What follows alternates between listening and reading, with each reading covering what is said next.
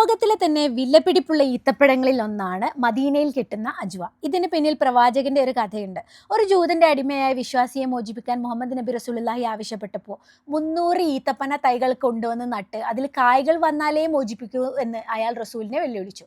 അതുപ്രകാരം തന്റെ സ്വന്തം കൈകൊണ്ട് നബി തങ്ങൾ 300 തൈകൾ വെക്കുകയും അത് അവിശ്വസനീയമായ വിധം കായ്ച്ച് അടിമയായ സൽമാൻ ഫാരിസി റളിയല്ലാഹു അൻഹയെ മോചിപ്പിക്കുകയും ചെയ്തു എന്നാണ് ഇസ്ലാമിക ചരിത്രം. കൂടുതൽ ഡീറ്റെയിൽ ആയിട്ട് അറിയാൻ ആഗ്രഹിക്കുന്ന ആൾക്കാർ ഗൂഗിൾ ചെയ്ത് നോക്കിയാൽ മതി കേട്ടോ.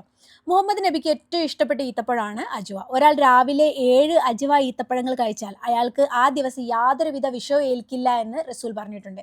ഇത് സ്വർഗത്തിൽ നിന്നുള്ള ഈത്തപ്പഴമാണെന്നും ഇതിന് രോഗശമന ശക്തി ഉണ്ടെന്നും ദൈവികമായ ബർക്കത്തുള്ളതാണെന്നും വിശ്വസിക്കപ്പെടുന്നു. ഇനി മദീനയിൽ പോകുമ്പോൾ അപ്പോൾ അജ്വ വാങ്ങാൻ മറക്കണ്ട കേട്ടോ. അതുപോലെ തന്നെ ഇത് പ്രോപ്പർ ഡേറ്റ്സിൻ്റെ കടകളിൽ പോയി വാങ്ങുന്നതാണ് നല്ലത്. ചെറിയ വിലക്ക് റോഡ് സൈഡിലൊക്കെ വിൽക്കുന്നത് കാണാം. അത് ഒന്നെങ്കിൽ അജ്വ ആയിരിക്കില്ല, അല്ലെങ്കിൽ പുവർ ക്വാളിറ്റി ആയിരിക്കും.